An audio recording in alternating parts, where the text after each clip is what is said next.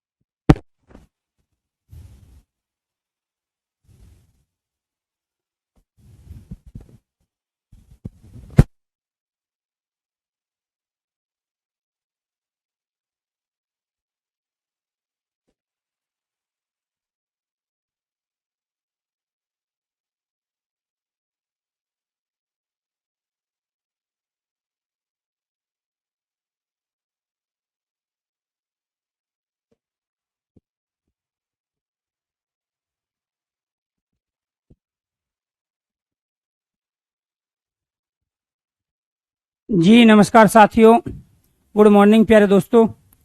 आज की जो हमारी क्लास है उसमें जो टॉपिक रहेगा वो टॉपिक है हमारा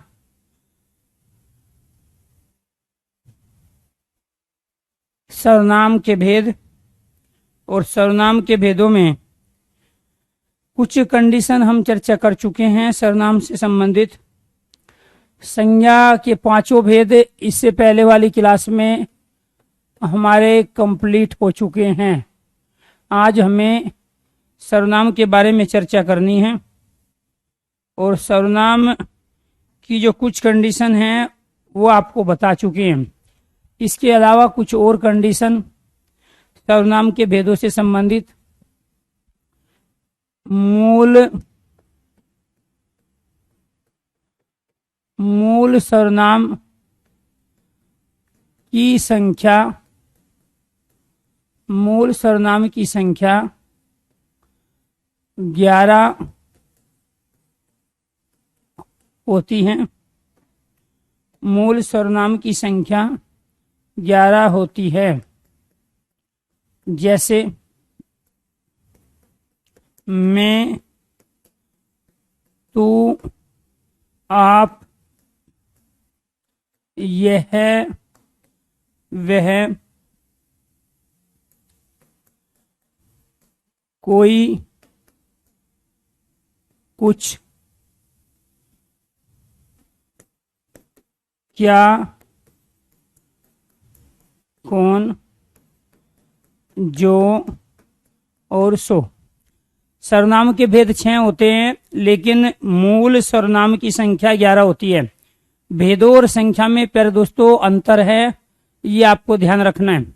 जब पूछा जाए निम्नलिखित में से कौन सा मूल सर्वनाम नहीं है, तो ये 11 जो आपके सामने लिखे हैं इन्हें छोड़ के बाकी जो भी आ जाए वो मूल सर्वनाम नहीं कहलाएगा।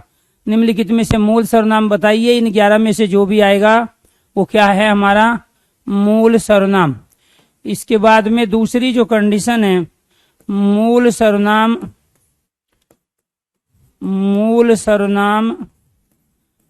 वह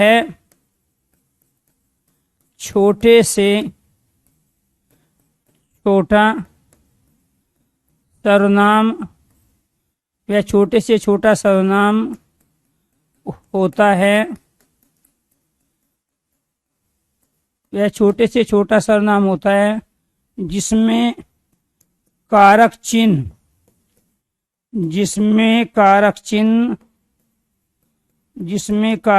अर्थात परसर्ग लगाकर, जिसमें कारक चिन्ह अर्थात परसर्ग लगाकर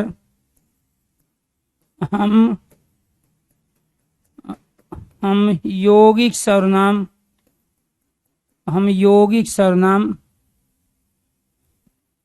बना सकते हैं, यौगिक सर्वनाम बना सकते हैं।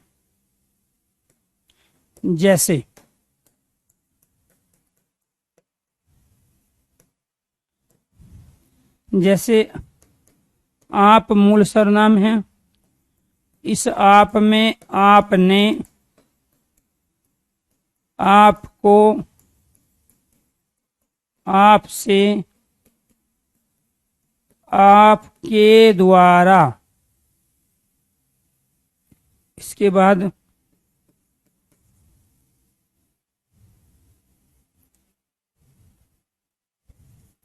आपके, आपका, आपकी, आप पे, आप में और आप पर। ये सारे के सारे हमने जो बाद में प्रयोग किए प्यारे दोस्तों, ये हमारे क्या है, कारक चिन्ह अर्थात परसर्ग। तो यहाँ पर ये जो ने का हमने प्रयोग किया, कर्ता ने, यहाँ पे कर्म को करण से के द्वारा, करण से के द्वारा, क्लियर। इसके बाद में संबंध में क्या आता है, के, का और की। इसके बाद अधिकरण में क्या आता है, पे, में और पर। तो यहाँ कारक चिन्ह का ही दूसरा नाम क्या होता है, परसर्ग होता है। कारक चिन्ह का दूसरा नाम क्या हुआ, परसर्ग। और इनका प्रयोग हम कहाँ करते हैं, कारक चिन्ह और परसर्ग का। जो इंग्लिश में टेंस का जो काम होता है वही हिंदी में हमारे यहाँ कारक करते हैं। तो कारक एक ऐसा टॉपिक है जिसमें हम विभक्तियों की पहचान करते हैं सेंटेंस में दिए गए शब्दों में, और उन विभक्तियों की पहचान होती है कारक चिन्हों के आधार पर। तो कर्ता ने कर्म को कर्ण से के द्वारा संप्रदान के लिए अपदान से अलग होना, संबंध का के की रेरारी अधिकरण में पे पर। तो ये में, पे और पर जो है ये अधिकरण कारक के कारक चिन्ह है, और ये आपका, आपकी, आपके, ये संबंध कारक के कारक चिन्ह है। तो यहाँ आपको ध्यान रखना है, ये जो मूल सर्वनाम है इसी में प्यारे दोस्तों अगर हम कारक चिन्ह लगाते हैं तो इन्हीं से क्या बना लेते हैं, यौगिक सर्वनाम। यहाँ पर ये आप हमारा मूल सर्वनाम था जो हमने यहाँ से ले लिया, क्लियर। और बाकी ये जितने भी बनाए ये सारे के सारे क्या बने, यौगिक सर्वनाम बने। क्या बने, यौगिक सर्वनाम। ऐसे ही हम जो बनाते हैं प्यारे दोस्तों, जैसे हमने यहाँ पे में ले लिया, तो इस में जो हम लगा रहे हैं मेरा, मेरी और मेरे, ये सब यौगिक सर्वनाम बने। क्या बने, ये यौगिक सर्वनाम। ऐसे ही हमने यहाँ पे हम शब्द लिया, तो इससे क्या बना, हमारा, हमारा, हमारी, हमारे, हमें, हमें, ये सारे के सारे क्या बने, हमारे यौगिक सर्वनाम। ऐसे ही तू, तुझसे, तुझे, तेरा, तेरी, तेरे और तुम्हें, क्लियर। तुम्हारा, तुम्हारे, तुम्हारी, ये सब क्या बने? यौगिक सर्वनाम। ये मुझे क्या है? यौगिक सर्वनाम। क्लियर। तो यहां आपको ये ध्यान रखना है, ये मैं, हम, तू, ये सब क्या थे? ये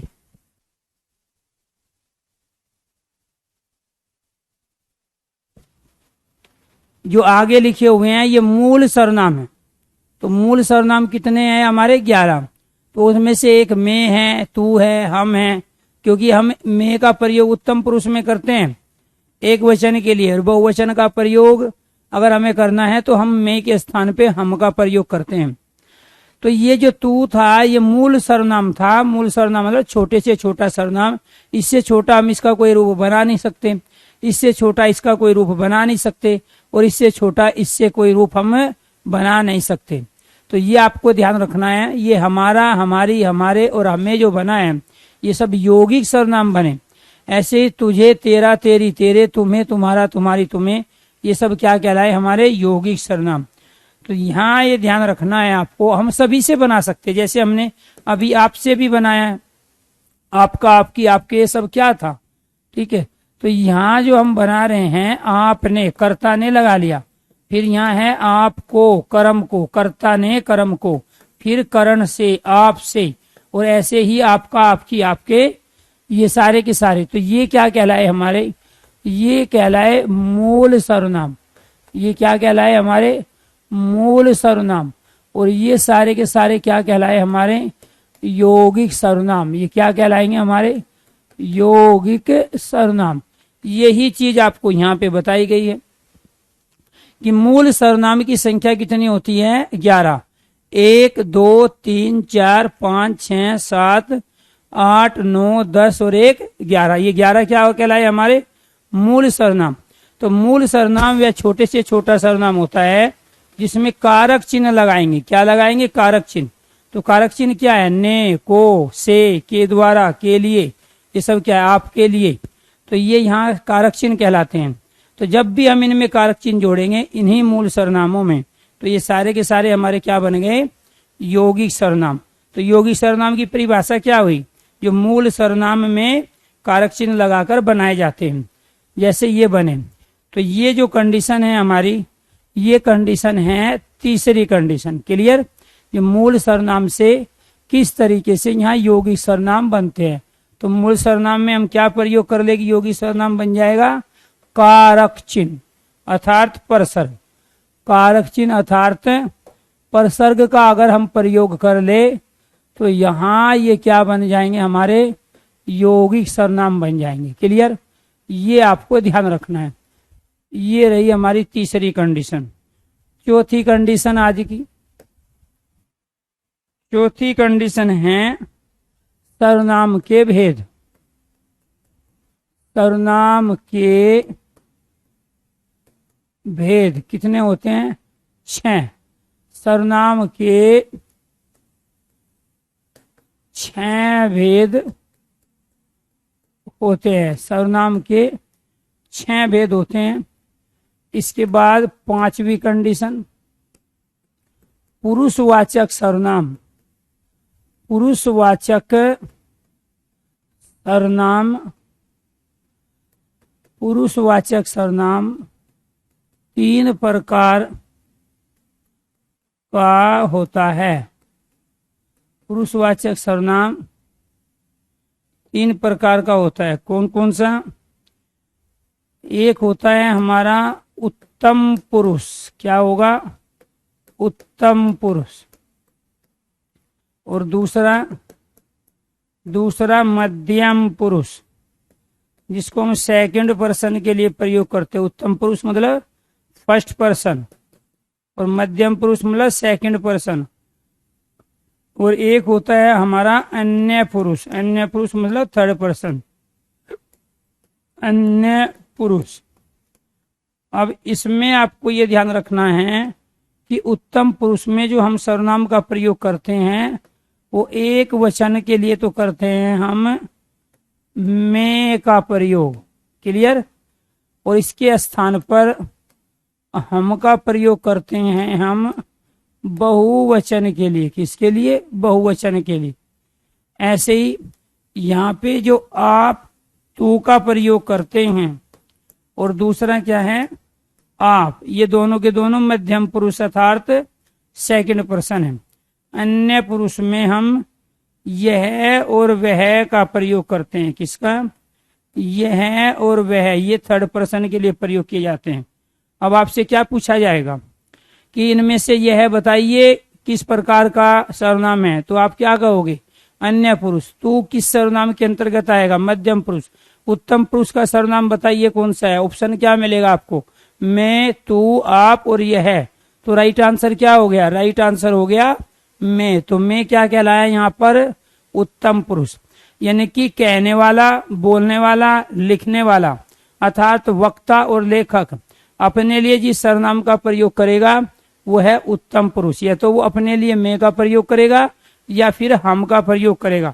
हम जा रहे हैं, कोई मालिक है, साहब है, बॉस है, तो वो कभी ये नहीं कहेगा मैं जा रहा हूं, हम जा रहे हैं, क्योंकि आदर में हम का प्रयोग किया जाता है। बहुवचन के लिए हम का प्रयोग किया जाता है। और साथ के साथ अपने लिए भी यार दोस्तों एक वचन में मैं का प्रयोग होता है। तो वो क्या है? उत्तम पुरुष। इसके बाद मध्यम पुरुष जब सेकंड पर्सन के लिए प्रयोग होगा तो कहाँ रहता है? ठीक है, आप कहाँ रहते हो, तो तू कहाँ रहता है और आप कहाँ रहते हैं। तू कहाँ जा रहा है और आप कहाँ जा रहे हो। तो इन दोनों कंडीशन में हम किसके लिए प्रयोग करें? सेकंड पर्सन के लिए प्रयोग करें।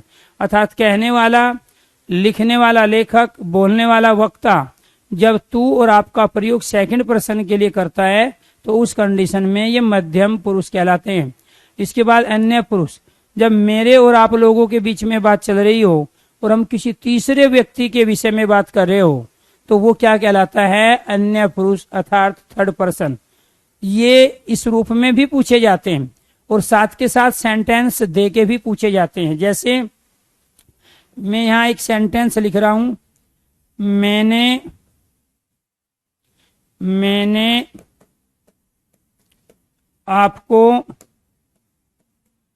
पहले ही कहा था, मैंने आपको पहले ही कहा था कि वह बीमार नहीं है। इस सेंटेंस में वो तीन तरह के क्वेश्चन आपसे पूछेगा। एक तो कहेगा दिए गए सेंटेंस में सर्वनाम की पहचान कीजिए, सर्वनाम शब्द कौन से शब्द के रूप में यहाँ पर प्रस्तुत हुए हैं, प्रकट हुए हैं। दूसरा, कुल कितने सर्वनाम इस सेंटेंस में हमने प्रयोग किए हैं। और तीसरा वो पूछेगा इसमें से उत्तम पुरुष का सर्वनाम कौन सा है, मध्यम पुरुष का कौन सा है, या फिर अन्य पुरुष का कौन सा है। या फिर वो शब्द को रेखांकित कर देगा कि ये बताइए कि यहाँ मैंने किस प्रकार का सर्वनाम है, या कोई दूसरे सर्वनाम को रेखांकित करके पूछेगा कि ये किस प्रकार का सर्वनाम है। आपको इसका आंसर देना है। अगर ये सारी चीज समझ में आ गई है, प्रत्येक स्टूडेंट को इसका आंसर देना है जी।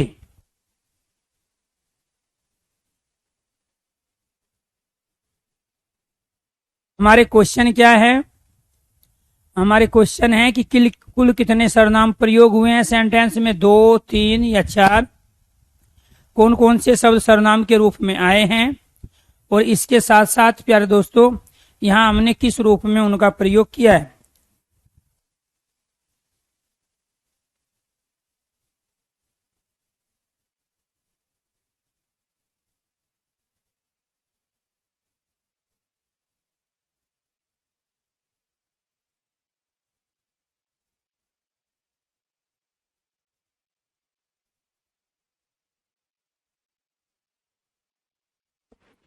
वेरी गुड, बहुत अच्छा प्रयास है।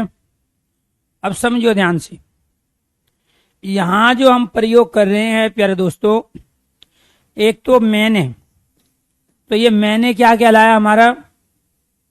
मैंने कहलाया उत्तम पुरुष। क्यों कहलाया उत्तम पुरुष? क्योंकि कहने वाला, बोलने वाला, लिखने वाला अपने लिए प्रयोग कर रहा है।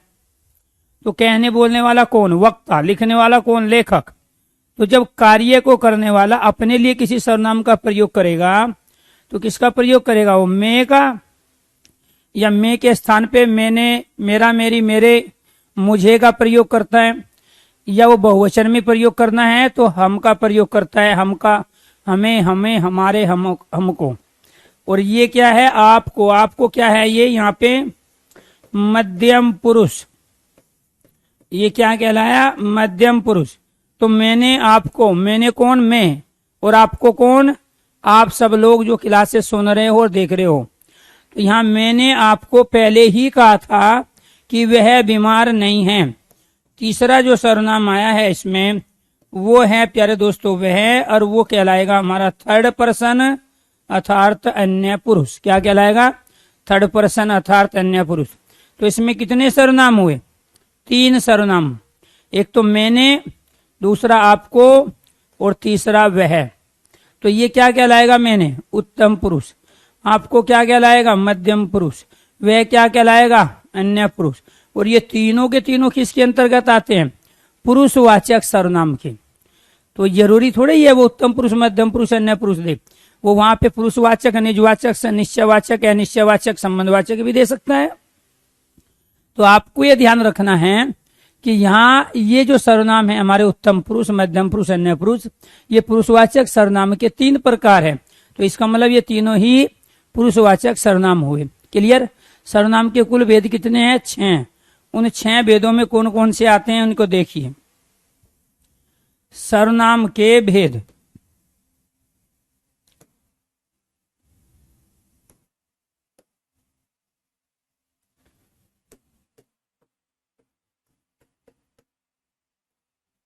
सर्वनाम के भेद कौन कौन से होते हैं, 6 भेद होते हैं। और उन 6 भेदों में एक होता है हमारा पुरुषवाचक सर्वनाम, और इस पुरुषवाचक सर्वनाम दूसरा होता है निजवाचक सर्वनाम। क्या होगा, निजवाचक सर्वनाम। इसके बाद तीसरा हम प्रयोग करेंगे निश्चयवाचक सर्वनाम, निश्चयवाचक सर्वनाम। चौथा हम प्रयोग करेंगे अनिश्चयवाचक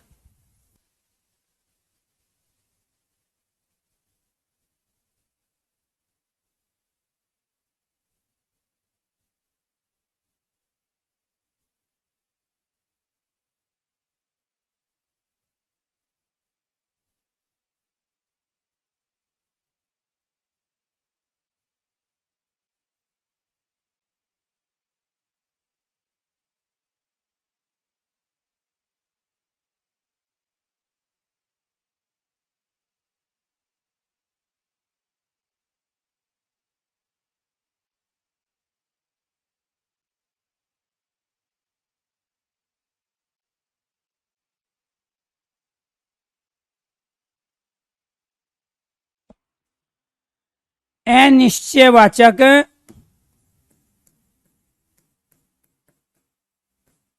सर्वनाम। और 5वां प्रश्नवाचक सर्वनाम, प्रश्नवाचक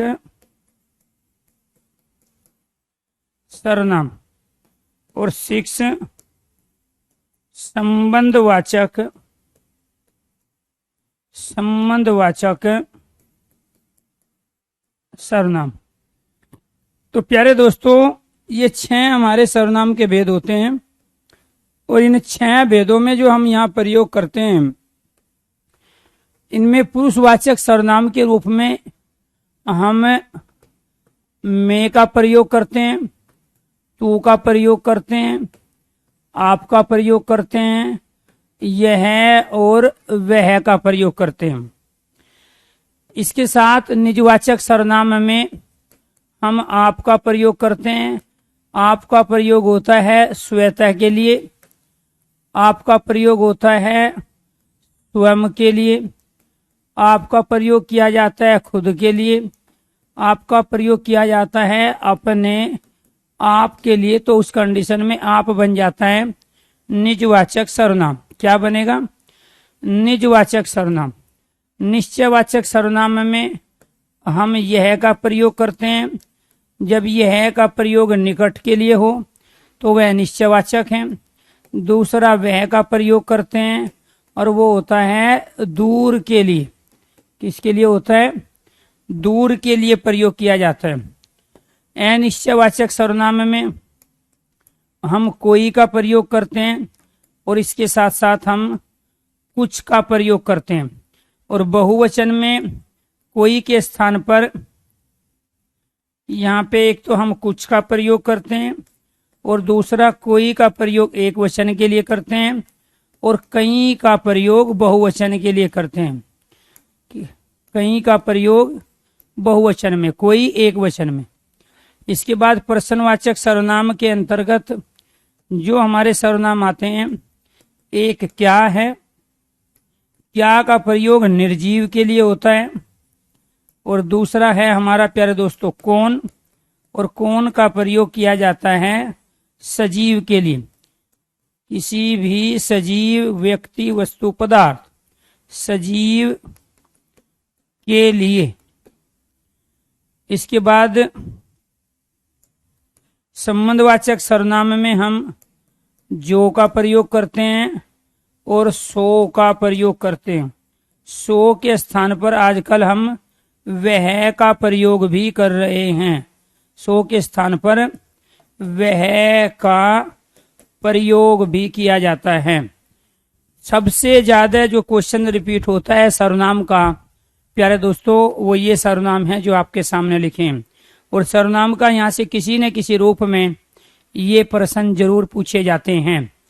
दोबारा से इनको ध्यान से सुनिए, चीजों को धीरे धीरे आगे बढ़ाना है और साथ के साथ यहाँ इनसे बनने वाले तमाम तरह की क्वेश्चन की वैरायटी से हमें अच्छी तरह से परिचित होना है, क्योंकि यही वे टॉपिक है जो आने वाले जो टॉपिक है उनकी क्लियरिटी यहीं से हमें प्यारे दोस्तों समझ में आएगी। क्योंकि ये सारे वे टॉपिक है जो बाद में टॉपिक पढ़ोगे इनकी आवश्यकता पड़ेगी, क्योंकि बाद वाले सारे टॉपिक इन पे डिपेंड है।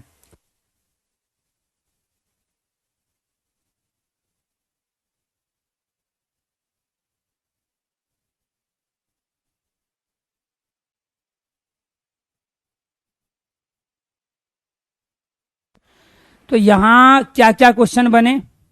एक तो पूछा जाएगा सर्वनाम के कितने भेद होते हैं। राइट आंसर हमारा क्या हुआ? 6। इसके बाद इन 6 सर्वनाम में कौन कौन से सर्वनाम आते हैं? पुरुषवाचक, निजवाचक, निश्चयवाचक, अनिश्चयवाचक, प्रश्नवाचक और संबंधवाचक। फिर क्या पूछा जाएगा आपसे कि निम्नलिखित में से कौन सा सर्वनाम का भेद नहीं है?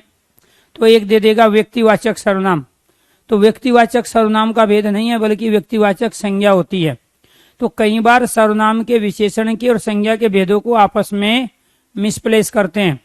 तो इस वजह से प्यारे दोस्तों आप वहां पे इस क्वेश्चन को गलत करके आते हो। इन 6 को छोड़ के जो भी आ जाए वो सर्वनाम का भेद नहीं है। अब मान के चलो निम्नलिखित में से कौन सा सर्वनाम का भेद नहीं है? एक दे देगा गुणवाचक सर्वनाम। तो गुणवाचक सर्वनाम ही सर्वनाम का भेद नहीं है। क्यों? क्योंकि गुणवाचक विशेषण होता है। तो विशेषणों के जो 4 भेद होते हैं, गुणवाचक, संख्यावाचक, परिमाणवाचक और सार्वनामिक विशेषण, वो विशेषण के भेद के अंतर्गत काउंट किए जाएंगे। और जो संज्ञा के भेद होते हैं, जातिवाचक, व्यक्तिवाचक, भाववाचक, समूहवाचक और द्रव्यवाचक, वो संज्ञा के भेदों के अंदर काउंट होंगे। सर्वनाम के भेदों के अंदर केवल और केवल ये 6 काउंट होते हैं। और जब भी विशेषण और संज्ञा के भेद का कोई भी इसके साथ दिया जाए तो वो सर्वनाम का भेद नहीं होगा। तो ये आपको ध्यान रखना है। दूसरा क्वेश्चन है कि कौन सा सर्वनाम का भेद होता है और कौन सा सर्वनाम का भेद नहीं होता। तीसरा जो क्वेश्चन बनता है, आपको देगा कुछ बताइए किस प्रकार का सर्वनाम है। 4 ऑप्शन देगा, पुरुषवाचक, निजवाचक, निश्चयवाचक और अनिश्चयवाचक। तो कुछ क्या कहलाया प्यारे दोस्तों? तो कुछ कहलाया आपका अनिश्चयवाचक सर्वनाम। क्या कहलाया? अनिश्चयवाचक। यानी कि इनमें से किसी एक को देके वो इनको पूछ सकता है, या फिर इसको देके इसको पूछ सकता है। फिर कहेगा निम्नलिखित में से संबंधवाचक सर्वनाम बताइए कौन सा है। एक ऑप्शन में मैं होगा, एक में आप होगा, एक में यह होगा, एक में होगा जो। तो जो क्या कहलाया यहाँ पे? संबंधवाचक सर्वनाम। ध्यान से सुनो, इधर संबंधवाचक सर्वनाम देके इनमें से 4 ऑप्शन दे देगा, इनमें से कोई एक देके इनमें से 4 ऑप्शन दे देगा। ये क्वेश्चन बहुत ज्यादा पूछा जाता है। तो पुरुषवाचक सर्वनाम में क्या क्या आएगा? मैं, तू, आप, यह और वह। इसमें से मैं क्या कहलाए? उत्तम पुरुष। तू और आप मध्यम पुरुष। यह और वह क्या कहलाए? अन्य पुरुष। निजवाचक आपका प्रयोग हम कहाँ कर रहे हैं? यहाँ पे भी कर रहे हैं पुरुषवाचक में, लेकिन जब आपका प्रयोग सेकंड पर्सन के लिए हो उस कंडीशन में आप प्यारे दोस्तों पुरुषवाचक कहलाता है। जो भी दिमाग में चल रहा है वो सारी चीजें आप न्यूट्रल गियर में डाल दो और जो मैं सिखा रहा हूं उसको सीखो, क्योंकि जो चीज आप पूछना चाह रहे हैं वो सारी चीजें अभी 4-5 मिनट के अंदर आपके सामने आ जाएगी। तो यहाँ ये आप क्या है, आपका प्रयोग जब सेकंड पर्सन के लिए हो, जैसे मैं कह रहा हूं आप कहाँ रहते हैं, आपके पिताजी क्या करते हैं, ठीक है, आप चलोगे। तो ये जो आपका मैंने प्रयोग किया तीनों सेंटेंस में, वो मैंने प्यारे दोस्तों सेकंड पर्सन के लिए किया, क्योंकि आप सेकंड पर्सन हो, आप मध्यम पुरुष हो। तो इसीलिए यहाँ आपका प्रयोग हमने किसके लिए किया? पुरुषवाचक सर्वनाम। क्या है? पुरुषवाचक सर्वनाम के लिए। आप प्यारे दोस्तों, आप चला जाऊंगा, आप खाना बनाऊंगा, आप कपड़े धोऊंगा, या पानी स्वतः बह जाएगा, या अपना काम स्वयं करो, इन सभी सेंटेंसों में आपका प्रयोग निजवाचक के लिए हुआ है। तो निजवाचक मतलब कर्ता ने अपने लिए प्रयोग किया, कहने वाले ने अपने लिए प्रयोग किया, लिखने वाले ने अपने लिए प्रयोग किया।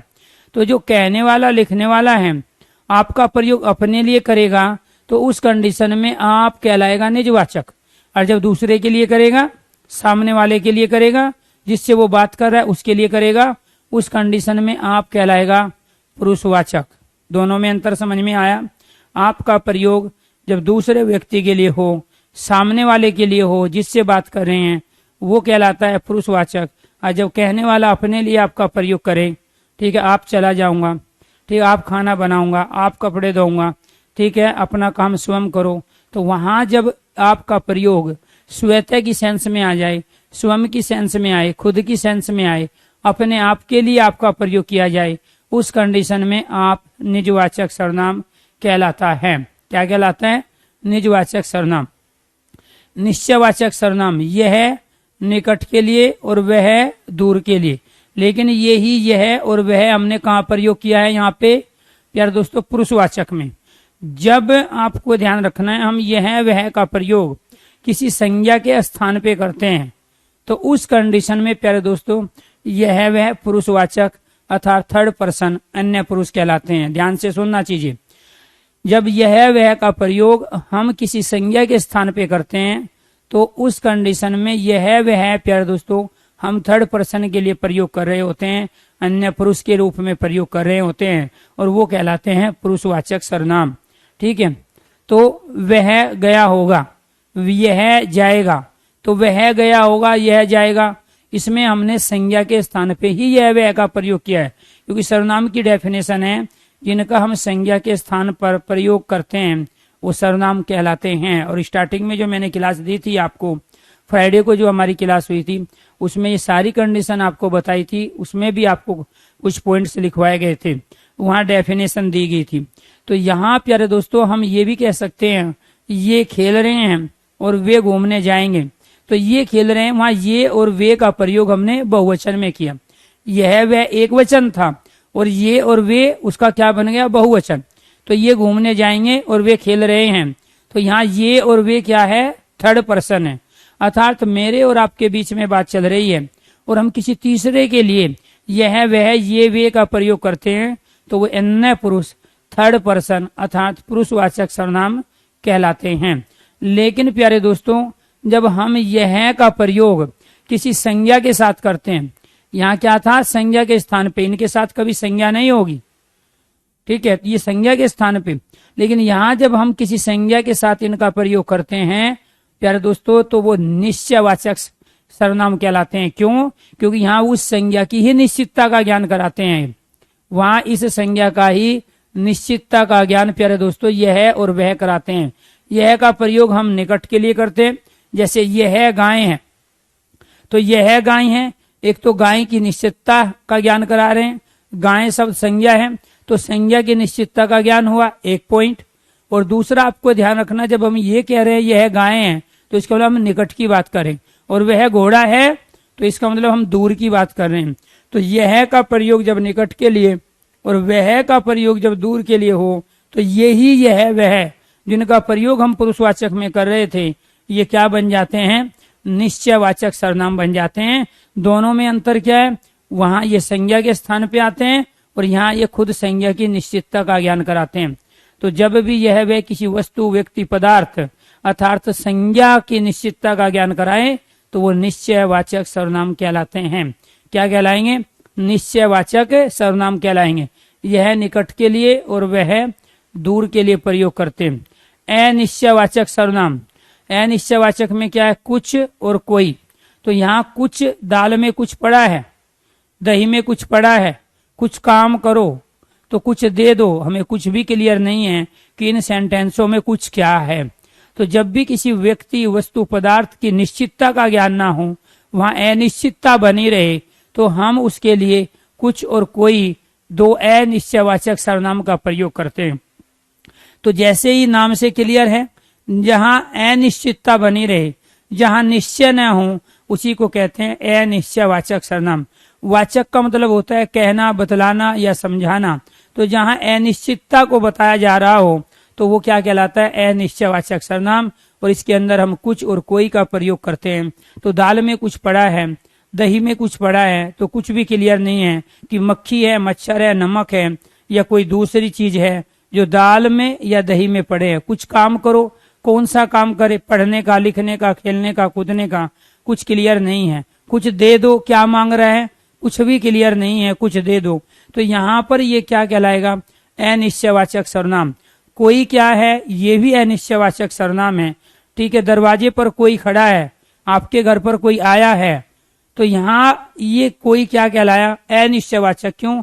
हमें क्लियर नहीं है दरवाजे पे कुत्ता है, बिल्ली है, जानवर है या पक्षी है, या प्यारे दोस्तों वहां मनुष्य है, या योगी आदित्यनाथ है, या अमित शाह है, या केजरीवाल पहुंच गए आपके दरवाजे पर, या नरेंद्र मोदी, कुछ भी क्लियर नहीं है। तो दरवाजे पर कोई आया है, आपके घर पे कोई आया है, रिश्तेदार है, बूढ़ा है, बुजुर्ग है, दोस्त है, गांव का है, पड़ोसी है, कुछ भी क्लियर नहीं है। तो कुछ और कोई का प्रयोग जब अनिश्चितता के लिए किया जाता है तो वो बन जाता है अनिश्चयवाचक सर्वनाम। तो कोई हम प्रयोग करते हैं एक वचन में, आपके दरवाजे पर कोई आया है, आपके घर पर कोई आया है, तो कोई क्या है वहां? एक वचन। लेकिन बाहर सड़क पर कई लड़के खड़े हैं, तो कहीं 10 है, 20 है, 30 है या 40 है, कुछ भी क्लियर नहीं है। घर के बाहर कई लड़के खड़े हैं, घर के बाहर कई लोग बात कर रहे हैं, ठीक है, आपके घर पर कई लोग आए हैं, तो कहीं 2, 4, 5, 6 कुछ क्लियर नहीं है। इसी वजह से बहुवचन में हम क्या करते हैं? कहीं का प्रयोग, और एक वचन में किसका प्रयोग करते हैं? हम कोई का प्रयोग। प्रश्नवाचक सर्वनाम, प्रश्नवाचक शब्द अलग होते हैं और प्रश्नवाचक शब्दों से ही हम यहाँ प्रश्नवाचक सर्वनाम बनाते हैं। तो प्रश्नवाचक शब्दों के अंदर कब, कौन, कहाँ, कैसे, प्यारे दोस्तों, क्या, ये सब आ जाते हैं। लेकिन उन्हीं प्रश्नवाचक शब्दों में से केवल 2 का प्रयोग, एक तो क्या का और एक कौन का, यहाँ हम सर्वनाम के रूप में प्रयोग करते हैं। आप यही गलती करते हो प्यारे दोस्तों, प्रश्नवाचक शब्दों और सर्वनाम में अंतर नहीं कर पाते। तो जो प्रश्नवाचक शब्द थे वो भी सारे के सारे प्रश्नवाचक वाक्य बनाएंगे, और जो प्रश्नवाचक सर्वनाम है वो भी सारे के सारे प्रश्नवाचक वाक्य बनाएंगे। लेकिन उन प्रश्नवाचक जो शब्द होते हैं उनमें से हम केवल 2 का प्रयोग सर्वनाम के रूप में करते हैं, एक क्या का और एक कौन का। जब क्या का प्रयोग निर्जीव वस्तु, व्यक्ति, पदार्थ के लिए हो तो प्यारे दोस्तों आपको ध्यान रखना है वो क्या कहलाएगा? प्रश्नवाचक सर्वनाम कहलाएगा। क्या कहलाएगा? प्रश्नवाचक सर्वनाम। कैसे? आप खाने में क्या लोगे? तो क्या आ गया सेंटेंस में? आप खाने में क्या लोगे? तो जो भी खाने में लोगे आप निर्जीव लोगे, जिंदा तो उठा के खा नहीं जाओगे। तो इसीलिए क्या का प्रयोग किसके लिए हुआ है? निर्जीव के लिए हुआ है। तो जब क्या का प्रयोग निर्जीव के लिए हुआ है तो इसका मतलब ये हुआ कि यहाँ क्या प्रश्नवाचक सर्वनाम के रूप में आया है। इसका यहाँ पे कौन किसके लिए आता है? सजीव के लिए। ठीक है, दरवाजे पर कौन आया है, ठीक है, आपके घर पर कौन आ रहा है, मेरे साथ कौन कौन चलेगा, तो इन सब में हम किसके लिए प्रयोग कर रहे हैं? सजीव। तो दरवाजे पे कोई भी आएगा तो वो सजीव होगा, ठीक है, आपके घर पे कोई भी आएगा वो सजीव होगा, मेरे साथ जो जो भी चलेगा जो भी पढ़ेगा वो सब क्या है, सजीव है, क्योंकि निर्जीव को मैं भी नहीं पढ़ा सकता। तो इसीलिए कौन का प्रयोग किसके लिए होगा, सजीव के लिए, और क्या का प्रयोग किसके लिए होगा, निर्जीव के लिए। तो प्रश्नवाचक सर्वनाम में प्यारे दोस्तों आपको ये ध्यान रखना है, हम क्या और कौन का प्रयोग, क्या निर्जीव और कौन का प्रयोग क्या करते हैं, सजीव के लिए करते हैं। क्लियर। संबंधवाचक सर्वनाम में दो हम प्रयोग करेंगे, एक तो जो और दूसरा क्या है यहाँ पे सो। तो जो और सो के स्थान पे आजकल हम क्या प्रयोग कर रहे हैं, वह का प्रयोग कर रहे हैं। ठीक है, जो करेगा सो भरेगा, जो सोएगा सो खोएगा, जो जागेगा सो पाएगा। तो आपस में संबंध जुड़ गया ना। जब एक सर्वनाम का संबंध दूसरे सर्वनाम से बताया जाता है तो वो कहलाता है संबंधवाचक सर्वनाम। क्या कहलाता है वो, संबंधवाचक सर्वनाम। तो जब भी किसी सेंटेंस में प्यारे दोस्तों दो सर्वनाम का प्रयोग आपस में एक दूसरे पर डिपेंड रह के किया जाए, एक दूसरे के साथ संबंध को जोड़ के किया जाए, तो वो संबंधवाचक सर्वनाम होता है। एक पॉइंट। दूसरा, जितने भी मिश्र वाक्य है उन मिश्र वाक्यों में जो हम सर्वनाम प्रयोग करते हैं दो, वो प्यारे दोस्तों संबंधवाचक सर्वनाम ही होते हैं, क्योंकि वहां जो क्रिया डिपेंड होती है मिश्र वाक्य में एक दो दूसरे पे, वो ये सर्वनाम के कारण ही होती है। जैसे जो परिश्रम करेगा,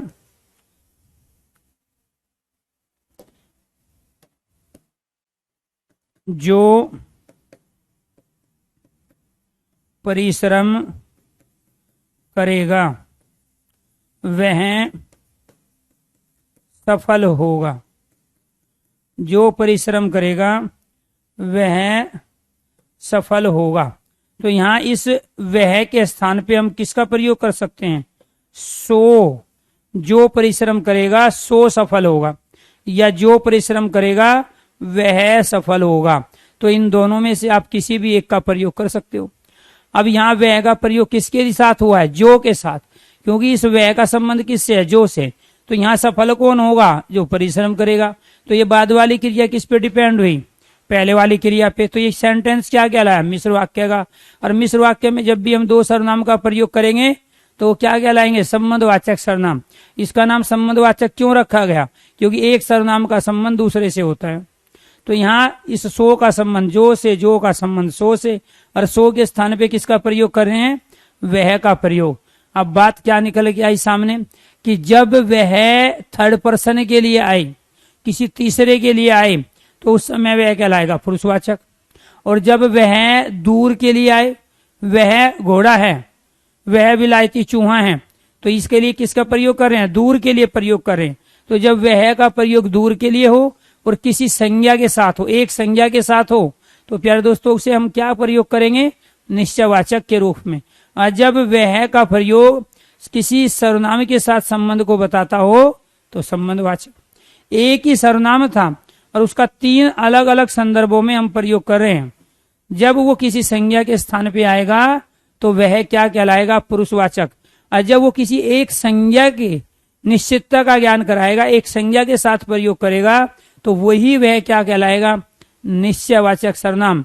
और जब वही सर्वनाम किसी दूसरे सर्वनाम की विशेषता को प्रकट करेगा, दूसरे सर्वनाम के साथ आएगा, वही वह क्या बन जाएगा, संबंधवाचक। जो प्यारे दोस्तों आपको ध्यान रखना है, इस वह की ये तीनों कंडीशन समझ चुका है, उसी को मिलते हैं 4200, 4600, 4800 पे ग्रेड की नौकरी। अब इतना आसान अगर नौकरी में होता कि तुरंत समझ में आ जाए और सारे आप कर दो, तो फिर सबको ही ना मिल जाती। ये 20-22 लाख बच्चों में से जो छांटे जाते हैं, 2, 3, 4, 5 हजार बच्चे, वो यही इसी वजह से छांटे जाते हैं। अगर आपको ये पता हो कि वह केवल क्या है, पुरुषवाचक है, फिर तो दुनिया को ही ना समझ में आ जाए, फिर हर कोई भर्ती के लायक बन जाए। लेकिन ऐसा नहीं होता है। भर्ती वही होगा जो ये जानेगा कि वह का प्रयोग कब पुरुषवाचक के लिए होगा, वह का प्रयोग कब निश्चयवाचक के लिए होगा, और वह का प्रयोग कब संबंधवाचक के लिए होगा। जो ये जानेगा आपका प्रयोग कब पुरुषवाचक के लिए होगा और आपका प्रयोग कब क्या होगा, प्यारे दोस्तों, निश्चयवाचक सर्वनाम के लिए होगा। तो यहाँ दोनों ही सर्वनाम है एक ही, लेकिन प्रयोग हम दो अलग अलग कंडीशनों में कर रहे हैं। इसीलिए अगर यहाँ तक चीजें समझ में आ गई है तो मैं लूंगा अभी बहुत सारे सेंटेंस, और उन सेंटेंस के आधार पे हम इन्हें पहचानेंगे, कब वह पुरुषवाचक है, कब वह निश्चयवाचक है, और कब वह प्यारे दोस्तों संबंधवाचक कहलाएगा। तो हम 30 से ज्यादा यहाँ एग्जाम्पल लेंगे और उनमें से इन सब चीजों का इम्प्लीमेंट करके हम देखेंगे। अगर यहाँ तक चीजें समझ में आई है तो आप सभी स्टूडेंट जितने भी लाइव है जो सुन रहे हैं और जो न्यूट्रल होके सुनते हैं, कभी कोई कमेंट नहीं करते, लेकिन जब मैं पूछता हूँ समझ में आया है कि नहीं, तो आपको उस समय ओके यस जरूर करना चाहिए। और साथ के साथ अगर डाउट्स है तो वो डाउट भी तुरंत पूछ लेना चाहिए। क्लियर? नोट्स बनाने की आवश्यकता नहीं है, आज का काम आज ही खत्म करने की आदत डालो, क्योंकि वे नोट्स आपके साथ नहीं जाएंगे। ठीक है, तो सारी चीजों को दिमाग में ढंग से सेव करो। ठीक है, जब दिमाग में ढंग से सीक्वेंस में चीजें लेके आगे बढ़ोगे तभी ही प्यारे दोस्तों आप क्लियरिटी के साथ इन सारी चीजों को कर पाएंगे। क्लियर है? Very good. चलो जी, देखो ये होता है, हमें भी लगता है ना कई बार जब हम पढ़ाते हैं कि आप लोग सिलेक्शन लेके रहोगे, और एक टीचर को सबसे ज्यादा जो खुशी मिलती है वो मिलती है कि जब वो पढ़ाए उसका वो पेपर में आए। एक पॉइंट छोटी चीज होती है, क्योंकि टीचर का काम वही है कि जो पढ़ाए वो पेपर में, लेकिन उससे बड़ी खुशी ये होती है कि उसका स्टूडेंट उसको सही करके आए जो पढ़ाया हुआ है। लेकिन आप में से ऐसे बहुत सारे स्टूडेंट हैं जो समझते भी है, सब कुछ करते भी हैं, लेकिन जब पेपर की बारी आती है तो वहां सही तरीके से इम्प्लीमेंट नहीं कर पाते। इसीलिए टीचर के लिए सबसे बड़ा खुशी का पल होता है उसके स्टूडेंट का कामयाब होना। माँ बाप से ज्यादा खुशी उस टीचर को होती है जिसके बच्चे, अगर वो कभी पढ़ाया हो, किसी भी क्लास में पढ़ाया हो, या प्यारे दोस्तों कहीं भी किसी भी कोचिंग सेंटर में पढ़ाया हो, अगर उससे मिलता है कि सर मैं आपका स्टूडेंट हूँ, ठीक है, मेरी नौकरी यहाँ है, मैं आपसे उस बैच में पढ़ा था, तो तब हमें लगता है कि देखो हमारा पढ़ाया हुआ किसी के काम आया। तो वो चीजें सबसे ज्यादा जरूरी मान गए। एफर्ट्स लगा रहे हैं, आपने पैसा दिया है 700-800 जो भी दिया, वो मायने नहीं रखता है, वो तो पता नहीं आप कितनी बार दे चुके हैं। और बहुत सारे जिनको खाने पीने की आदत है वो कितनी बार 700-800 रुपयों को वैसे ही प्यारे दोस्तों कर देते हैं। किसी के पॉकेट भी मारा जाता है, वहां पे भी 700-800 रुपया खर्च हो जाते हैं। कई बार नुकसान भी हो जाता है अपने हाथों से, जैसे कई बार शीशे वाली जो चीज होती है टूट जाती है, जो पत्थर के बर्तन होते हैं टूट जाते हैं। दूसरा नुकसान हो जाता है, आपका मोबाइल है गिर गया, डिस्प्ले गायब उसका, तो ये भी वहां पे भी चले जाते हैं। लेकिन बात यह है क्या हमने जो एजुकेशन में इन्वेस्ट किया वो प्यारे दोस्तों कम से कम बता रहा हूं 56% बढ़ के आपके पास वापस पहुंचता है। कहीं भी एजुकेशन में किया गया इन्वेस्टमेंट, एजुकेशन में किया गया खर्च प्यारे दोस्तों 56% रिटर्न होता है आपको, उससे गुना। तो मान के चलो आपने 1000 रुपया दिए हैं, तो आपको ये ध्यान रखना है प्यारे दोस्तों, कहीं भी 1000 रुपये को आप बैंक में डालोगे, प्रॉपर्टी खरीदोगे, एनीथिंग कुछ भी है, अगर 1 लाख रुपया भी आपने खर्च किया अब तक एजुकेशन पे, और उसकी आप जमीन ले लेते या कोई दूसरी चीज खरीदते, तो उसमें मैक्सिमम जो रिटर्न आपको मिलता वो 10 से 12 या 15% मिलता। लेकिन यहाँ ये ध्यान रखना है कि एजुकेशन में किया गया इन्वेस्टमेंट सबसे ज्यादा फलता है, सबसे कई गुना जा के वापिस आपको होता है। लेकिन ये अप्रत्यक्ष लाभ है, दिखाई नहीं देता है आपको। अब मान के चलो हम प्राइमरी से लेकर अगर अब तक की हम बात करें कि हमने कितना खर्चा किया है, तो किसी भी बच्चे ने अब तक 10 लाख रुपया खर्च नहीं किए होंगे, किसी भी बच्चे ने अब तक 5 लाख रुपया खर्च नहीं किए होंगे। ये सच्चाई है कि इनकी प्राइमरी से लेके आपने जो भी एजुकेशन ली, हायर एजुकेशन, वहां तक आपका इतना खर्चा नहीं हुआ है। लेकिन हम अगर कुछ और करने चले तो तुरंत प्यारे दोस्तों वहां पर वो पैसा हम खर्च करते हैं, लेकिन उसका फायदा इतना नहीं होता। इसलिए कोशिश करना घर में कोई दूसरे काम हो या ना हो, लेकिन घर में जो भी इंसान है, जो भी बच्चे हैं, उनकी पढ़ाई पे सबसे ज्यादा खर्च करना है। ये सच्चाई है। कई बार हम मोल भाव सबसे ज्यादा कहाँ करते हैं? पढ़ाई में करते हैं। अगर चीजें सही है, बच्चे के अनुसार है, वहां से फायदा हो सकता है, तो फिर आपको सोचना नहीं चाहिए। 4 जोड़ी कपड़े कम पहनो, कोई दिक्कत नहीं है, लेकिन पढ़ाई में किया गया पैसा आपको 100% रिटर्न देगा, वापिस होगा, कई गुना वापिस होगा प्यारे दोस्तों।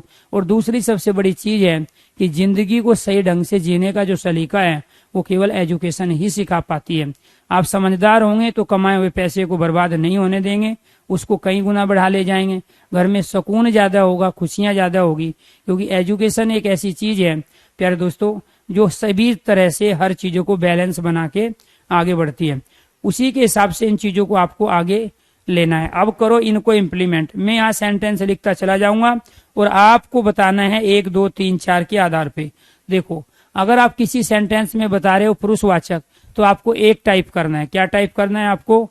एक टाइप आपको करना है अगर पुरुषवाचक बता रहे हो। अगर आपको लग रहा है किसी सेंटेंस में निजवाचक सर्वनाम आपका प्रयोग है तो आप 2 टाइप करोगे, निश्चयवाचक के लिए 3, अनिश्चयवाचक के लिए 4 टाइप करोगे, प्रश्नवाचक के लिए 5 और संबंधवाचक के लिए आपको 6 टाइप करना है। आपको ये लिखने की आवश्यकता नहीं है, आपके पास 6 ऑप्शन है, 1 2 3 4 5 6। जिस सीक्वेंस में आपको ये लिखवाए गए उसी सीक्वेंस के आधार पे आपको आंसर देना है।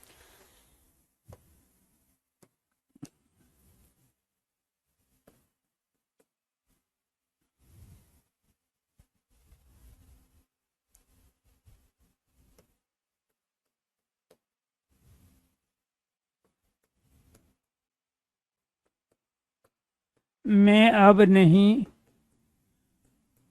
जा सकता हूँ।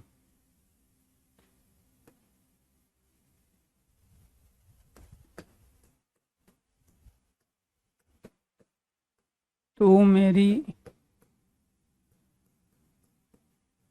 सांसों में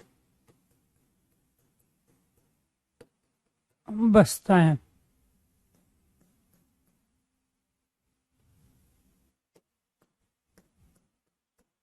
तुझे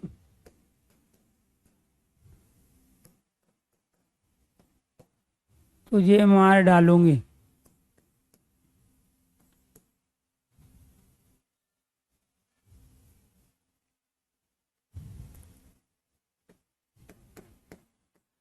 अपने सपने कभी अपने सपने कभी तो पूरे होंगे।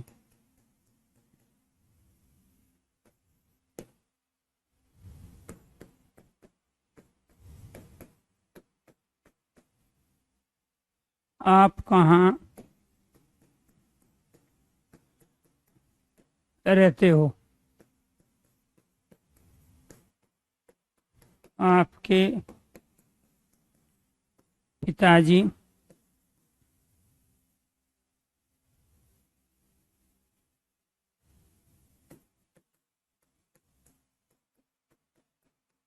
क्या करते हैं?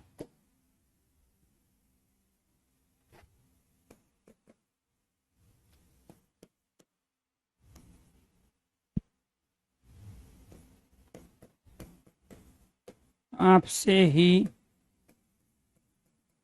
पूछा जा रहा है।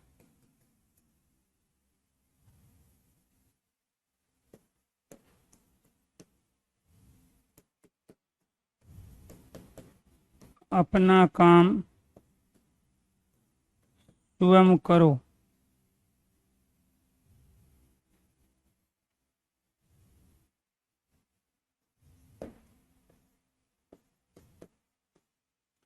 आप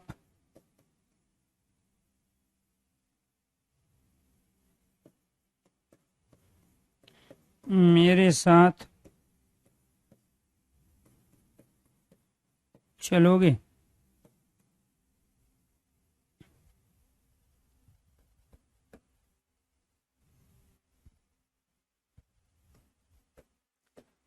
हमें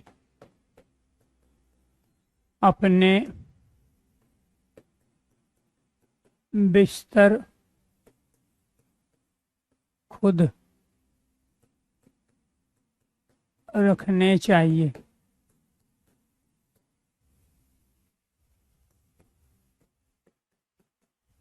पानी स्वतः बह जाएगा।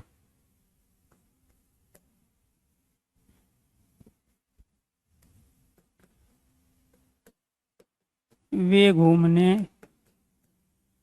जा रहे हैं।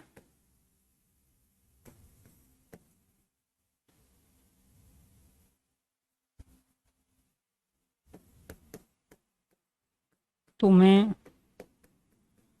आना है तो आओ।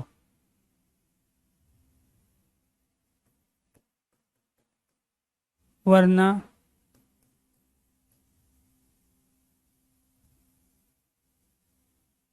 वरना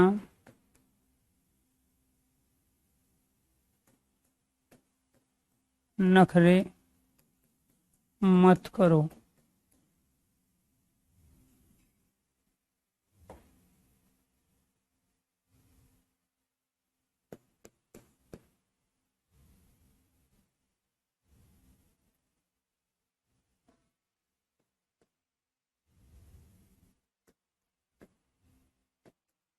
तुमसे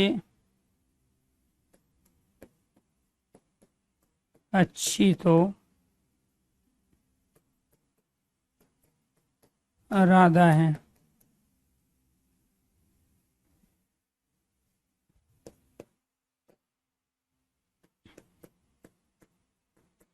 तुम्हारे लिए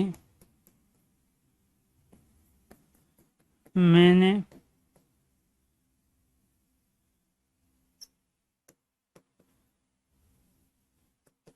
क्या नहीं किया।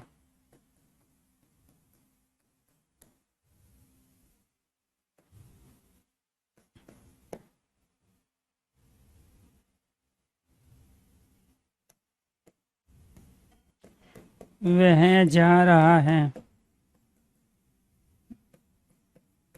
उसे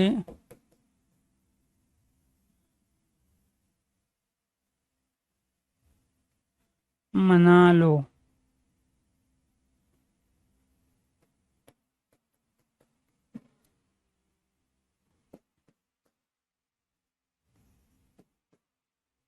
वे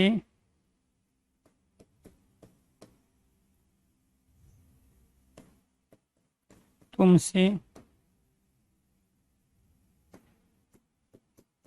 वे तुमसे नाराज हैं। 18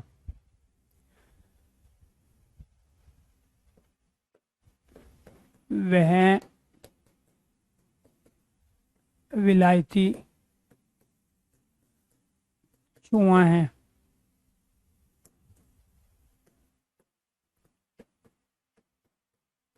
यह बिल्ली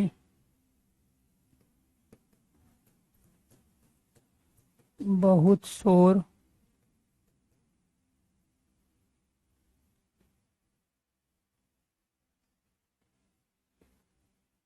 यह बिल्ली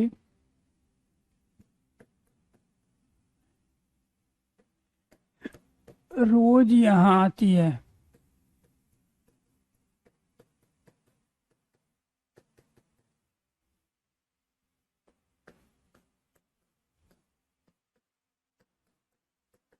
वह घोड़ा है।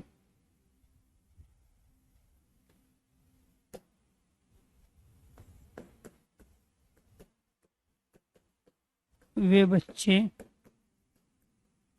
कहाँ जा रहे हैं।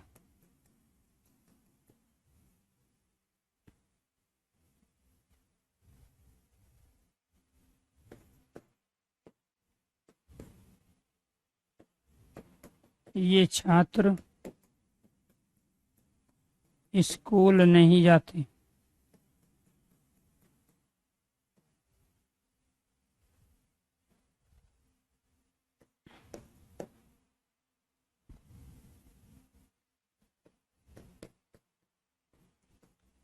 कोई तो मेरी बात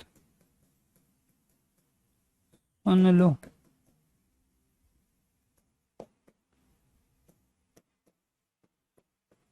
कई लोग घर घर से बाहर खड़े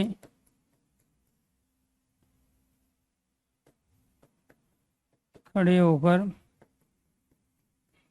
बातें करते हैं।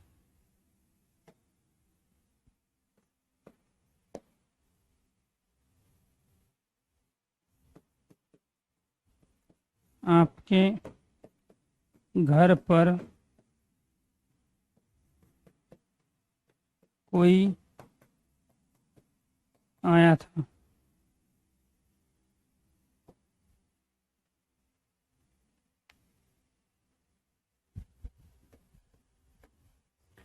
26।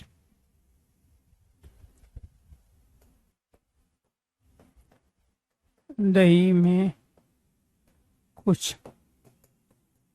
पड़ा है, कुछ काम करो।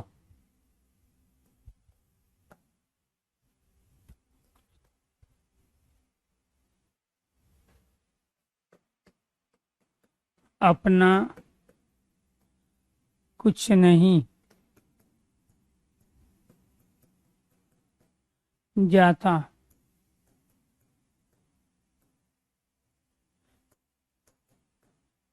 इसमें तेरा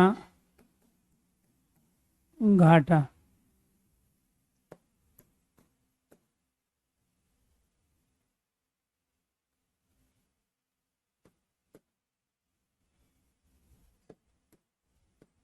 कुछ नहीं करना था तो अखबार पढ़ लेते।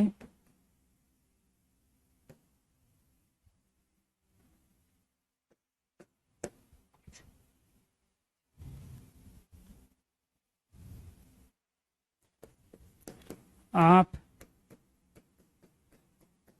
खाने में क्या लोगे?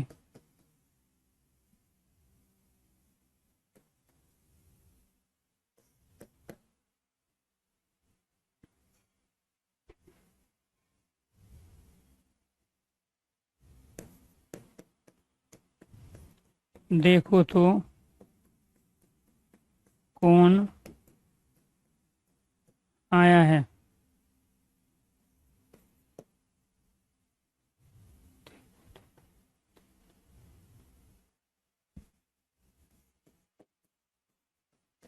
आपके यहाँ कौन आए थे?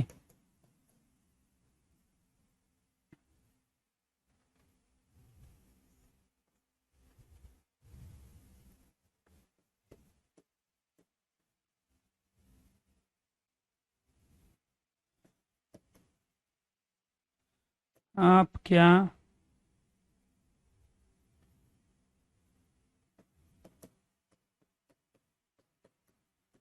आ रहे थे?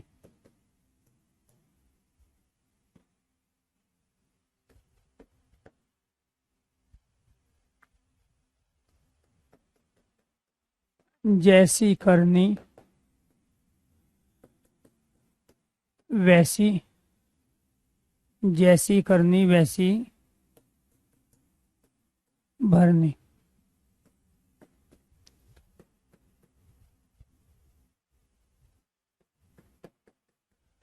जैसा बोएंगे वैसा काटेंगे। जो करेगा तो भरेगा।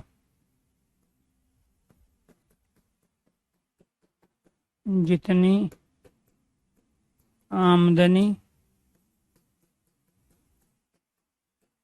उतना खर्च।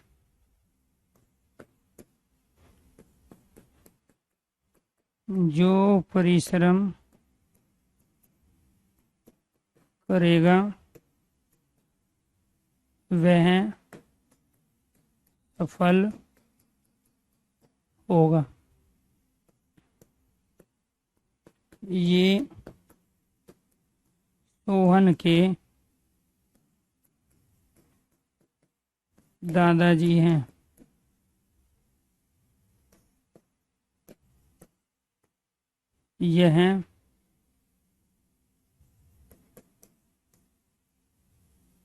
यह कार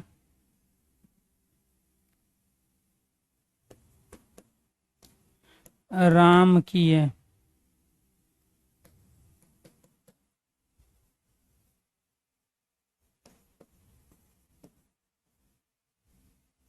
वह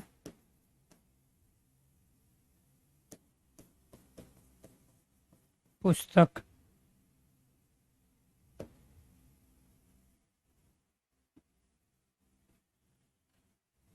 वह पुस्तक मेरी है। चलो जी, यह मेरा भाई है। 41 सेंटेंस आपके सामने आ गए। तो जितने भी तरह की क्वेश्चन की वैरायटी बनती है, सारे के सारे क्वेश्चन आप लोगों के सामने हैं। क्लियर? फटाफट करते हैं, थोड़ा ध्यान से समझना है, अपना दिमाग नहीं लगाना है, क्योंकि दिमाग से फायदा उठाना है आपको दूसरे के, आपको तो इम्प्लीमेंट करके कुछ हासिल करना है। मैं अब नहीं जा सकता, तो इसमें प्यारे दोस्तों ये मैं सर्वनाम है, और मैं अब नहीं जा सकता ये उत्तम पुरुष है, जिसको हम पुरुषवाचक सर्वनाम कहते हैं। तो उत्तम पुरुष में भी ये क्या है? पुरुषवाचक सर्वनाम, यानी कि पुरुषवाचक में उत्तम पुरुष। तो ये क्या कहलाया? उत्तम पुरुष। क्यों? कहने वाले ने अपने लिए प्रयोग किया, तो इसलिए क्या कहलाएगा? उत्तम पुरुष कहलाएगा। तू मेरी सांसों में बसता है, तो यहाँ तू बसता है सांसों में। क्लियर? तो यहाँ इस सर्वनाम की प्रधानता है। जब दो सर्वनाम आ जाए तो ये देखो रोल किसका ज्यादा है सर्वनाम में। जिसका रोल होता है वो पूरा सेंटेंस उसी से संबंधित होता है, या फिर उसको जब दो में से किसी एक को पूछना होता है वो शब्द को रेखांकित करता है, अंडरलाइन करेगा। तू पूछेगा तो आप कहोगे प्यारे दोस्तों यहाँ मध्यम पुरुष। सेंटेंस पूछेगा तो सेंटेंस में भी ये क्या है? मध्यम पुरुष है। सेंटेंस में भी क्या है? ये मध्यम पुरुष। तू मेरी, तो यहाँ मेरी क्या है प्यारे दोस्तों? ये भी अपने आप में उत्तम पुरुष है। तो ये कहने वाले के लिए तू मेरी सांसों में बसता है, तो बसेगा कौन? तू। तो इसलिए पूरा सेंटेंस मध्यम पुरुष का हुआ। इसको रेखांकित करता तो तब आप क्या कहते हैं प्यारे दोस्तों? उत्तम पुरुष। क्यों? क्योंकि मैं उत्तम पुरुष होता है और मैं से ही बनता है मेरी। तुझे मार डालूंगी, तो यहाँ तुझे क्या कहलाया?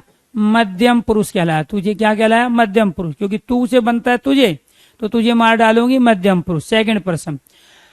अपने सपने कभी तो पूरे होंगे, तो यहाँ ये अपने सपने हैं, तो यहाँ अपने का जो प्रयोग किया है स्वयं के लिए किया। अपने का प्रयोग किसके लिए किया? स्वयं के लिए किया, स्वतः के लिए। अपने सपने आपके नहीं है, अपने कहने वाला अपने सपनों की बारी कह रहे हैं, तो इसलिए अपने सपने कभी तो पूरे होंगे, तो ये क्या कहलाएगा? निजवाचक सर्वनाम। यहाँ आपका प्रयोग निजवाचक सर्वनाम के रूप में हुआ। किसके रूप में हुआ है? निजवाचक सर्वनाम के रूप में हुआ। आप कहाँ रहते हो, तो ये क्वेश्चन मार्क लगाएं। बहुत सारे यहाँ प्रश्नवाचक ही करेंगे, ये नहीं करना है आपको। यहाँ आप आया है तो आपका प्रयोग सेकंड पर्सन के लिए, कहने वाला दूसरे के लिए प्रयोग कर रहा है आपका, तो ये आप क्या कहलाया? यहाँ पुरुषवाचक सर्वनाम कहलाया। क्या कहलाया? पुरुषवाचक सर्वनाम। तो यहाँ आप है हमारा पुरुषवाचक सर्वनाम। आपके पिताजी क्या करते हैं? आपके पिताजी क्या करते हैं, तो ये आप सेकंड पर्सन के लिए प्रयोग हुआ, ये भी क्या कहलाया? पुरुषवाचक सर्वनाम। आपसे ही पूछा जा रहा है, तो यहाँ ये क्या है? आप सेकंड पर्सन है, तो ये भी क्या कहलाया प्यारे दोस्तों? पुरुषवाचक सर्वनाम। अपना काम स्वयं करो, यहाँ ये क्या कहलाएगा? निजवाचक सर्वनाम। ये क्या कहलाया हमारा? निजवाचक सर्वनाम। ये क्या है? निजवाचक सर्वनाम है। अपना काम स्वयं करो, तो यहाँ अपने का प्रयोग स्वतः स्वयं खुद की सेंस में हुआ है, निजवाचक। आप मेरे साथ चलोगे, तो यहाँ आपका प्रयोग भी प्यारे दोस्तों किसके लिए हुआ है? आप सेकंड पर्सन। यहाँ मेरे साथ, तो मेरे लिए क्या है? ये उत्तम पुरुष हो गया। तो आप मेरे साथ चलोगे, तो आपका प्रयोग यहाँ सेकंड पर्सन। अपना काम स्वयं करो, यहाँ कहने वाला अपने लिए प्रयोग कर रहा है, खुद की सेंस में, अपने आप की सेंस में। और यहाँ आप मेरे साथ चलोगे, तो ये हुआ आपका प्यारे दोस्तों मध्यम पुरुष। और मध्यम पुरुष किस में आता है? पुरुषवाचक सर्वनाम। तो मध्यम पुरुष में किस में आता है? पुरुषवाचक सर्वनाम में। तो ये वो जो भी ऑप्शन में देगा उसके अनुसार आपको डिसीजन लेना। पुरुषवाचक दिया है तो पुरुषवाचक, अदरवाइज मध्यम पुरुष, क्योंकि उसी का एक भेद होता है। हमें अपने बिस्तर खुद रखने चाहिए, तो यहाँ हमें का जो प्रयोग हुआ है, हम का वो प्यारे दोस्तों क्या है? बहुवचन में प्रयोग हुआ है, लेकिन किसके लिए? खुद के लिए, खुद की सेंस में हमें। तो हम अपने लिए प्रयोग कर रहा हूं ना, हमें अपने बिस्तर रखने चाहिए। तो ये क्या कहलाया? निजवाचक। आप इसको गलती करोगे, ये ध्यान रखना है। निजवाचक सर्वनाम आप इसको बताओगे पुरुषवाचक, लेकिन क्या है, हमें अपने बिस्तर खुद रखने चाहिए। क्लियर? तो यहां खुद भी आया है, तो खुद की सेंस में, तो पानी स्वतः बह जाएगा, यहां कोई सर्वनाम नहीं है। लेकिन सर्वनाम का काम कौन कर रहा है? ये वाला निपात। ये जो प्यारे दोस्तों खुद है, स्वतः है, स्वयं है, ये संस्कृत के निपात है, अविकारी शब्द है, जो किसी लिंग वचन काल कारक में परिवर्तित नहीं होते। तो ये भी क्या कहलाया? निजवाचक सर्वनाम कहलाया। क्या कहलाया? निजवाचक सर्वनाम। वे घूमने जा रहे हैं, तो वे कौन है? थर्ड पर्सन, कुछ क्लियर ही नहीं है। और जब वे घूमने जा रहे हैं तो ये क्या कहलाया? अन्य पुरुष। अन्य पुरुष किस में आता है? पुरुषवाचक सर्वनाम में। किस में आएगा? पुरुषवाचक सर्वनाम में। तो ये क्या कहलाएगा? ये कहलाएगा हमारा पुरुषवाचक सर्वनाम। तुम्हें आना है तो आओ, वरना नखरे मत करो।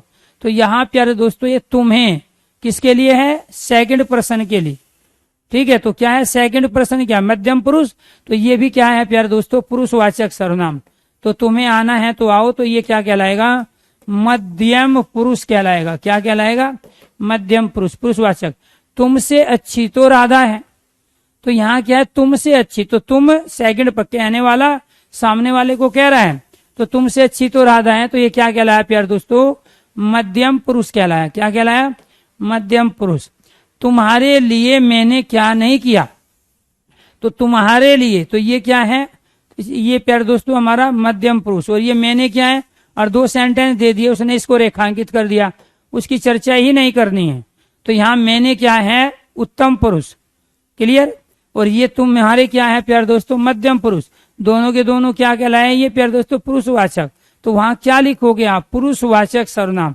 क्योंकि जब उसको ये सेंटेंस में पूछना होता है तो वो पुरुषवाचक ही देगा, ये आपको ध्यान रखना है।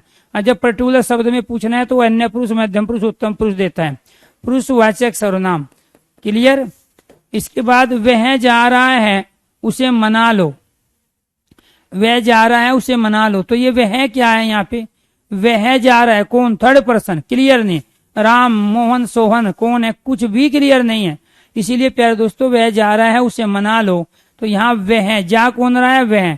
तो वह क्या कहलाया यहाँ पे? थर्ड पर्सन अर्थात पुरुषवाचक सर्वनाम। थर्ड पर्सन अर्थात पुरुषवाचक सर्वनाम कहलाया। वे तुमसे नाराज हैं। वे तुमसे नाराज है। तो वे क्या है प्यारे दोस्तों? क्लियर नहीं है, किसी संज्ञा के स्थान पे आया है, थर्ड पर्सन की बात हो रही है, अन्य पुरुष कहला। तुमसे मध्यम पुरुष है। दोनों के दोनों मिलके क्या बन गया? सेंटेंस हमारा पुरुषवाची सर्वनाम, पुरुषवाचक सर्वनाम कहला। वह विलायती चूहा है। तो यहाँ प्यारे दोस्तों चूहा क्या है? संज्ञा। वह क्या है? सर्वनाम। तो जब किसी संज्ञा के साथ सर्वनाम आता है, वो संज्ञा एक ही हो, तो उस कंडीशन में वो उसकी निश्चितता का ज्ञान करा रहा है। आपके घर वाला काला मोटा चूहा नहीं है, बल्कि विलायती चूहा है, सफेद रंग वाला। तो विलायती चूहा कैसा होता है? सफेद रंग का। तो वह विलायती चूहा है। तो यहाँ वह का प्रयोग वस्तु, व्यक्ति, पदार्थ की निश्चितता को बताने के लिए हुआ, इसीलिए निश्चयवाचक सर्वनाम कहलाया। वह बिल्ली रोज यहाँ आती है। तो यहाँ प्यारे दोस्तों यह बिल्ली, बिल्ली क्या है? संज्ञा। तो यहाँ बिल्ली की निश्चितता का ज्ञान करा रहा है कि वो यही बिल्ली है जो रोज आती है। तो ये क्या कहलाया? निश्चयवाचक सर्वनाम। जबकि अब तक हमने संज्ञा के साथ प्रयोग नहीं किया था यह और वह का, वो संज्ञा के स्थान पे प्रयोग किया था, इसलिए वो पुरुषवाचक थे। और यहाँ जब संज्ञा की निश्चितता बता, वह घोड़ा है, घोड़ा यहाँ संज्ञा है, तो वह का भी प्रयोग किया है संज्ञा। जबकि सर्वनाम की परिभाषा क्या है? जो किसी संज्ञा के स्थान पर प्रयुक्त किए जाते हैं। ये तो संज्ञा को बताने का काम कर रहे हैं, उसकी निश्चितता को। तो इसलिए ये क्या कहलाया? हमारा निश्चयवाचक सर्वनाम। वे बच्चे कहाँ जा रहे हैं? तो यहाँ वे का प्रयोग किसके साथ हुआ है? बच्चे के साथ। तो वो क्लियर है कि वे बच्चे। तो किसी प्यारे दोस्तों यहाँ संज्ञा क्या है? बच्चे। संज्ञा क्या है? घोड़ा। संज्ञा क्या है? बिल्ली। संज्ञा क्या है? विलायती चूहा। क्लियर? तो यहाँ इनकी निश्चितता का ज्ञान करा रहे हैं, इसीलिए सारे के सारे क्या कहलाए? निश्चयवाचक। ये छात्र स्कूल नहीं जाते, अर्थात बाकी जाते, ये छात्र नहीं जाते। तो इन छात्रों की निश्चितता का ज्ञान हो रहा है, इसलिए ये भी क्या है? निश्चयवाचक सर्वनाम है। ये भी क्या है दोस्तों? निश्चयवाचक सर्वनाम है। कोई तो मेरी बात सुन लो। तो कोई क्या है? अनिश्चयवाचक। कोई क्या कहलाए यहाँ? अनिश्चयवाचक सर्वनाम, अनिश्चयवाचक सर्वनाम क्या है हमारा? कोई है। क्लियर? क्योंकि कोई से कुछ कन्फर्म नहीं है किसकी बात हो रही है। ये कई लोग घर से बाहर खड़े होकर बात करते हैं, तो ये कई क्या है? अनिश्चय, कुछ क्लियर नहीं है। 10 है, 15 है, 2 है, 4 है, कोई तो मेरी बात, कोई मतलब आप में से निश्चय ही नहीं है। तो इसलिए क्या कहलाया? ये भी अनिश्चयवाचक सर्वनाम। आपके घर पर कोई आया है, तो यहाँ ये कोई की वजह से पूरा सेंटेंस क्या कहलाया? अनिश्चयवाचक सर्वनाम का कहलाया। ठीक है, अगर मान के चलो उसको नहीं पूछना, तब क्या करेगा? वो आपको रेखांकित कर लेगा, आपको बताए कहाँ। आप मतलब मध्यम पुरुष, सेकंड पर्सन, ये पुरुषवाचक हो गया। लेकिन यहाँ सेंटेंस में सबसे ज्यादा रोल किसका है? यहाँ कोई का। तो आपके घर पर कोई आया है, तो यहाँ आने वाले की तो बात है, इसलिए क्या कहलाया? अनिश्चयवाचक सर्वनाम कहलाया। दही में कुछ पड़ा है, तो कुछ क्या है दोस्तों? अनिश्चयवाचक। तो दही में कुछ पड़ा है, कुछ क्लियर नहीं है, मक्खी, मच्छर, चीनी, नमक क्या है? अनिश्चयवाचक सर्वनाम का उदाहरण हुआ। किसका उदाहरण हुआ? अनिश्चयवाचक सर्वनाम। कुछ काम करो, कौन सा काम? कुछ भी क्लियर नहीं है, तो ये भी क्या है प्यारे दोस्तों? अनिश्चयवाचक सर्वनाम। अपना कुछ नहीं जाता, इसमें तेरा घाटा, तो अपना कुछ नहीं जाता, तो यहाँ इस सर्वनाम का प्रयोग हुआ है। क्लियर? और वो इसको रेखांकित करके पूछे अपना बताइए क्या है, तो आप इसके हिसाब से वहां दोगे। लेकिन जब किसी को रेखांकित नहीं किया, सेंटेंस में देखो सबसे ज्यादा भाव किसका है, रोल किसका है? तो अपना कुछ नहीं जाता, तो क्या कहलाया? अनिश्चयवाचक। कुछ नहीं करना था तो अखबार पढ़ लेते, तो यहाँ कुछ क्या है प्यारे दोस्तों? अनिश्चयवाचक सर्वनाम। ये क्या है? अनिश्चयवाचक सर्वनाम के रूप में हमने प्रयोग किया। यहाँ आप खाने में क्या लोगे, तो यहाँ क्या जो भी लोगे? निर्जीव लोगे, और जब निर्जीव लोगे तो ये क्या कहलाएगा? पर्सनवाचक सर्वनाम। कौन सा सर्वनाम होगा? पर्सनवाचक सर्वनाम कहलाएगा। इसके बाद देखो तो कौन आया है, तो कौन क्या है प्यारे दोस्तों? क्या और कौन का प्रयोग कहाँ करते हैं? पर्सनवाचक सर्वनाम के लिए। तो यहाँ क्या निर्जीव और कौन सजीव, तो कोई भी आएगा तो सजीव आएगा। आपके यहाँ कौन आए थे, तो कौन जो भी होगा सजीव होगा, पर्सनवाचक। आप क्या खा रहे थे, तो जो भी खाओगे आप प्यारे दोस्तों निर्जीव खाओगे, सजीव को उठा के खा नहीं जाओगे। इसलिए ये यहाँ चारों के चारों सेंटेंस क्या कहलाए? हमारे पर्सनवाचक सर्वनाम के सेंटेंस। जैसी करनी वैसी भरनी, यहाँ जैसी और वैसी, ये वैसी जैसी पे डिपेंड है। जैसा और वैसा आपस में संबंध जुड़ गया, जो और सो आपस में संबंध जुड़ गया, जितनी आमदनी उतना खर्च आपस में संबंध जुड़ गया, जो परिश्रम करेगा वह सफल होगा, वह का जो से। ये सोहन के दादाजी हैं। तो यहाँ प्यारे दोस्तों जब भी हम दो संज्ञाओं के साथ किसी सर्वनाम का प्रयोग करते हैं तो संबंध वाचक सर्वनाम कहलाता है। ये सारे के सारे सेंटेंस प्यारे दोस्तों आपको ये ध्यान रखना है, ये संबंध वाचक सर्वनाम के सेंटेंस हैं। इसमें दो कंडीशन है, संबंध वाचक सर्वनाम। ये सारे क्या कहलाएंगे? हमारे संबंध वाचक सर्वनाम कहलाएंगे, ये आपको ध्यान रखना है। तो यहाँ ये जैसी और वैसी, जो और सो के स्थान पर आए हैं। जैसा वैसा, जो और सो, जितनी उतनी, जो और सो, जो और वह, सो के स्थान पे वह का प्रयोग। एक कंडीशन तो ये थी कि यहाँ दो दो हमने प्रयोग किए, दोनों का आपस में संबंध था, इसीलिए ये सारे मिश्र वाक्य के उदाहरण भी कहलाते हैं, क्योंकि इन्हीं के कारण भरनी करनी पे डिपेंड हुई, काटेंगे बोए पर डिपेंड हुआ, भरेंगे करेंगे पे डिपेंड हुआ, खर्च आमदनी पे डिपेंड हुआ, और सफलता परिश्रम पे डिपेंड हुआ, संबंधवाचक हुआ। ये मिश्र वाक्य हुए यहाँ तक क्लियर। लेकिन यहाँ दूसरी कंडीशन क्या है? ये सोहन के दादाजी है, यहाँ सोहन और दादाजी दोनों संज्ञाएं हैं। तो जब भी किसी सर्वनाम का प्रयोग, हम यह और वह दोनों क्या है? संबंधवाचक सर्वनाम भी है, पुरुषवाचक भी और निश्चयवाचक भी है। लेकिन जब यह वह का प्रयोग संज्ञा के स्थान पे हो, ठीक है, तो उस समय वो पुरुषवाचक कहलाता है। और जब यह वह ये वे का प्रयोग प्यारे दोस्तों किसी एक संज्ञा के साथ हो तो वह निश्चयवाचक कहलाता है। जैसे वह घोड़ा है, यह छात्र है, तो वो क्या है? निश्चयवाचक है। लेकिन जब यह वह ये वे का प्रयोग दो संज्ञाओं के साथ हो तो वो कहलाता है संबंधवाचक सर्वनाम। तो यहाँ सोहन के दादाजी है, तो सोहन और दादाजी ये दो संज्ञा हुई। यह कार राम की है, कार और राम ये दो संज्ञाएं हुई। यहाँ वह पुस्तक मेरी है, यहाँ दो सर्वनाम का आपस में संबंध हो गया, दो सर्वनाम का आपस में, वह पुस्तक मेरी है, तो यहाँ सर्वनाम का सर्वनाम से संबंध। यहाँ यह मेरा भाई है, तो यहाँ यह और मेरा का आपस में संबंध। तो जब भी आपको ये ध्यान रखना है कोई सर्वनाम किसी दूसरे सर्वनाम के साथ अपने संबंध को प्रकट करता हो, संबंधवाचक सर्वनाम। जब भी कोई सर्वनाम दो संज्ञाओं के साथ आया हो, संबंधवाचक सर्वनाम। और जब कोई सर्वनाम किसी दूसरे सर्वनाम से संबंध प्यारे दोस्तों अपना जोड़ के मिश्र वाक्य का निर्माण कर रहा हो, तब भी वो कहलाता है संबंधवाचक सर्वनाम। तो ये सारे के सारे क्या हैं? संबंधवाचक सर्वनाम के उदाहरण हैं। सारे के सारे क्या है? संबंधवाचक सर्वनाम के उदाहरण है। अगर मैं ये कहता यह है मीरा की कार है, तो मीरा और कार दो संज्ञा हो गई थी, तो उनके साथ संबंध को बता रहा है।